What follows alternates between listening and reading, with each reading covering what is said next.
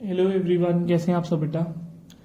अब हमने जो ये अगला लेक्चर है वीडियो रिकॉर्डिंग इसकी, अब हमने इसमें अब लास्ट वीडियो में एक टॉपिक डिस्कस किया था, वो था नेचर ऑफ मैनेजमेंट। ठीक है, हमने उसमें दो टॉपिक्स को कवर कर लिया था। मैनेजमेंट एज ए साइंस भी कवर अप कर लिया था और दूसरा हमने मैनेजमेंट एज एन आर्ट भी कवर अप कर लिया। तो इस वीडियो में हम कोशिश करेंगे कि अपना मैनेजमेंट एज ए प्रोफेशन उस टॉपिक को अच्छे से कंप्लीट करें और देखते हैं एंड में अगर एक कोऑर्डिनेशन का मतलब भी हम कर पाए इस वीडियो के दौरान। ठीक है, अब देखना बेटा, लास्ट में एक बारी मैं पहले पुराना रिकैप्सुलेट करवाऊँ आपको, जो था topic nature of management. Nature of management में मैंने आपको यही बताया था पहले इंट्रोडक्शन में। कुछ ऑथर्स ने रिगार्ड किया मैनेजमेंट को एज अ साइंस, कुछ ने बोला कि ये क्या है, आर्ट है, और कुछ ने क्या बोला, ये प्रोफेशन है। ठीक है, फिर मैंने आपको यही बोला था कि हमने क्या करना है, अब कुछ फीचर्स के बिहाफ पे डिसाइड करेंगे कि मैनेजमेंट हमारा साइंस है, क्या मैनेजमेंट हमारा आर्ट है, और क्या क्या हमारा मैनेजमेंट प्रोफेशन है या नहीं है। ठीक है, तो अब हम उसी के बारे में यहाँ पे इस वीडियो में दोबारा से एक बार डिस्कस करेंगे। एक बार इसको रिकैप्सुलेट कर लेते हैं जो हमने पिछली क्लास में भी किया। ठीक है, अब यहाँ पे देखो, सबसे पहला पॉइंट क्या गया, management as a science. Science का मैंने आपको मतलब बताया था। साइंस क्या हो गया, जो हमारा एक सिस्टमैटिक बॉडी ऑफ नॉलेज है। ठीक है, देखो लिखा ना, साइंस में भी डिफाइंड है systematic and organised body of knowledge based upon logical observe finding facts and events. मतलब जो किसके ऊपर पूरा बेस्ड है, लॉजिक्स के ऊपर। ठीक है, अब पहला पॉइंट इसमें यही था ना कि हमारा जो हमने क्या पढ़ा, सिस्टमैटिक बॉडी ऑफ नॉलेज। जैसे अगर हम बात करते हैं, साइंस की पूरी किताबें होती हैं, मैनेजमेंट की भी हमारे पास पूरी किताबें हैं। जैसे हम पूरी किताब पढ़ेंगे किसके ऊपर है, मैनेजमेंट, तो ये वाला फीचर क्या हो गया हमारे इसमें प्रेजेंट है। ठीक है, अब उसके बाद दूसरा पॉइंट यहाँ पे देखना, दूसरा पॉइंट यहाँ पे क्या आ गया हमारा, principles are based upon experimentation. मतलब यहाँ पे जितने भी हमारे प्रिंसिपल्स है वो सारे किस पे बेस्ड है, एक्सपेरिमेंट्स पे।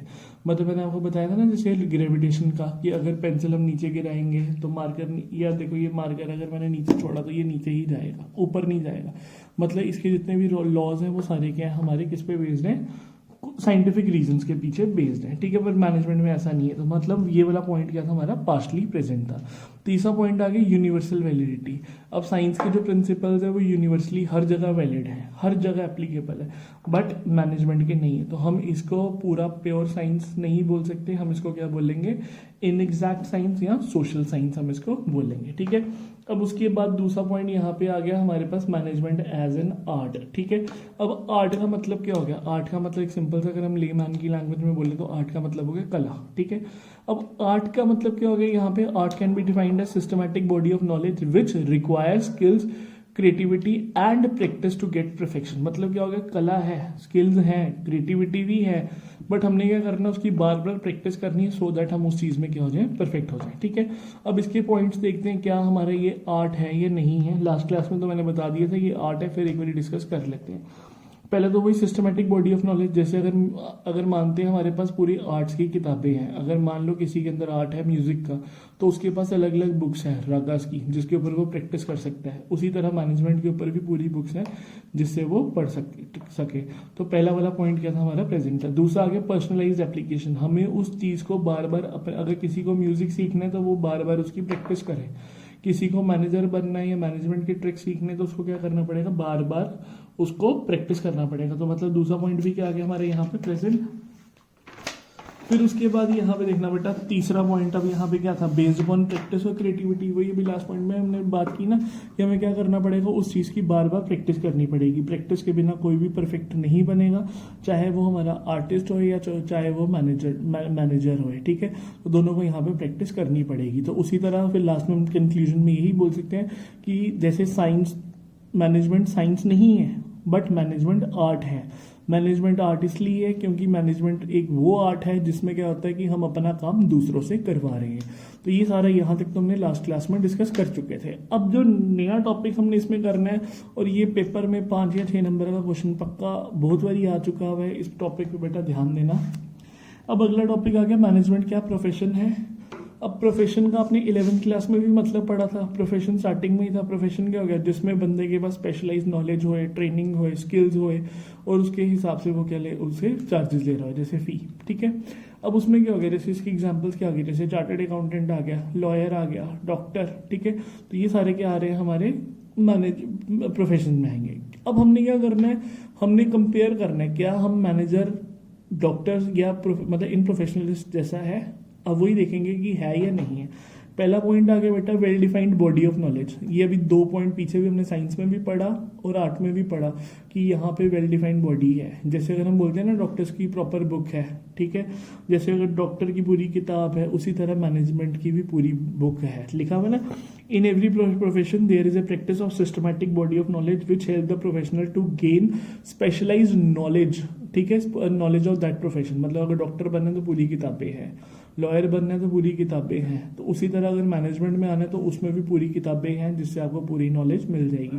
तो पहला वाला पॉइंट यहाँ पे क्या आ गया हमारा, वो प्रेजेंट आ गया, ठीक है। अब दूसरा पॉइंट यहाँ पे देखना बेटा क्या आ गया यहाँ पे। अब देखो दूसरा पॉइंट ये आ गया ना, रिस्ट्रिक्टेड एंट्री। मतलब यहाँ पे क्या लिखा हुआ है, पहले पॉइंट को समझो।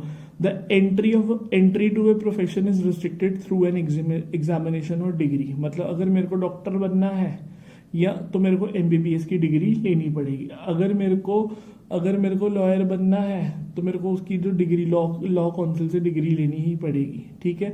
तो बट अगर मेरे को मैनेजर बनना है उसके लिए ज़रूरी नहीं है, MBA तो है, बट अगर होएगी तब भी ठीक है, नहीं होएगी तब भी ठीक है, ठीक है। देखो लिखे ना, whereas there is no legal restrictions on appointment of a manager, anyone can become a manager irrespective of educational qualification, ठीक है।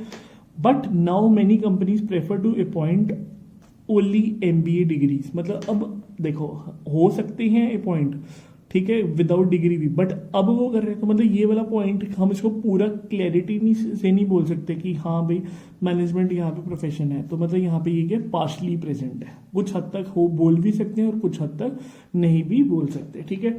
फिर उसके बाद थर्ड पॉइंट आ गया हमारा प्रेजेंस ऑफ प्रोफेशनल एसोसिएशन। अब जैसे अगर हम डॉक्टर की बात करें या लॉयर की बात करें, इनके प्रॉपर काउंसिल होते हैं। जैसे डॉक्टर्स का कौन सा काउंसिल आ गया, मेडिकल काउंसिल ऑफ इंडिया।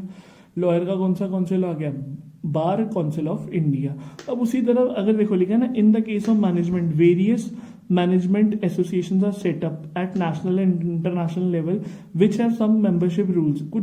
कुछ है but legality is not compulsory for a manager to become the part of these organization by registration. मतलब जैसे उसमें तो है ना कि अगर डॉक्टर्स को बनना तो उनके नाम मेडिकल काउंसिल में लिखे होने चाहिए, लॉयर्स का बार काउंसिल में, तो इनका ज़रूरी नहीं है। तो ये वाला भी पॉइंट क्या हमारा पार्शली प्रेजेंट है, मतलब बोल सकते हैं कि प्रेजेंट है भी या नहीं भी, ठीक है। अब उसके बाद फोर्थ पॉइंट आ गया बेटा एग्जिस्टेंस ऑफ एथिकल कोड्स। अब इसमें क्या है देखो, ठीक है ना, for every profession there are set of ethical code fixed by the professional association. मतलब जैसे अगर डॉक्टर है तो उनके कोई ना कोई रूल्स एंड रेगुलेशंस है जो उनकी एसोसिएशन ने फिक्स की हैं, लॉयर की उन्होंने की हुई, बट मैनेजर का इतना ज़्यादा वो नहीं है कि उनको पूरे प्रॉपर रूल्स या रेगुलेशंस को फॉलो करना है। वो इन रूल्स को देखो लिखा हुआ ना, it is not compulsory for all the managers to get registered with, ये एक एसोसिएशन आ गई ना हमारी, ऑल इंडिया मैनेजमेंट एसोसिएशन। तो and abide by the ethical codes, abide मतलब कि उनको मानना। तो ये वाला भी पॉइंट क्या हम बोल सकते हैं पार्शली प्रेजेंट है। बाकी सर्विस मोटिव, ठीक है, लास्ट पॉइंट आ गया सर्विस मोटिव। अगर डॉक्टर बोलेंगे या लॉयर बोलेंगे, इनका पहले मेन टारगेट क्या है, पैसा कमाना नहीं, सर्विसेज प्रोवाइड करना। बट अगर देखो लिखा ना, उनका तो वो आ गया कि उनको क्लाइंट से पहले प्रॉपर काम, उनका मोटिव है कि सर्विस प्रोवाइड करना। बट मैनेजर का मेन मोटिव क्या है कि गोल को अचीव करना, और गोल क्या होता है, मेन तो हमारा प्रॉफिट कमाना ही है, सर्विस वाला नहीं है। तो ये वाला भी क्या होएगा हमारा, ये वाला भी जो फीचर है ये भी पार्शली प्रेजेंट है, ठीक है बेटा। आज तो मतलब हम यहाँ पे बोल सकते हैं कि जो मैनेजमेंट है एक पाथ पे है कि मैनेजमेंट प्रोफेशन बन जाए, बट अभी तक क्लियरली जैसे डॉक्टर लॉयर की तरह वो एक प्रोफेशन नहीं है। तो इसी के साथ ये टॉपिक हमारा कंप्लीट हुआ। अब हमारा उसके बाद सिर्फ एक टॉपिक रह गया हुआ जो हमने पढ़ना है, लास्ट टॉपिक वो आ गया कोऑर्डिनेशन क्या है। फिर उसके बाद कोऑर्डिनेशन क्या है, उसके फीचर्स क्या है, और एक लास्ट टॉपिक रह जाएगा हमारे पास उसकी इम्पोर्टेंस के बारे में। तो मैं कोशिश करूँगी कि नेक्स्ट क्लास में आपका, नेक्स्ट वीडियो लेक्चर में आपका ये पूरा का पूरा कवर अप कर दूँ। बाकी बेटा घर पे पढ़ो, आप अपने जितने भी नोट्स वगैरह बना के ग्रुप में भेजो ताकि मैं चेक कर सकूँ। आप बिल्कुल काम नहीं कर रहे, देख रहा हूँ मैं ग्रुप में, बट प्लीज़ करो और ग्रुप में उसको भेजो, सो दैट मुझे पता चल जाए कौन कौन बच्चा घर पे पढ़ रहा है। Thank you so much.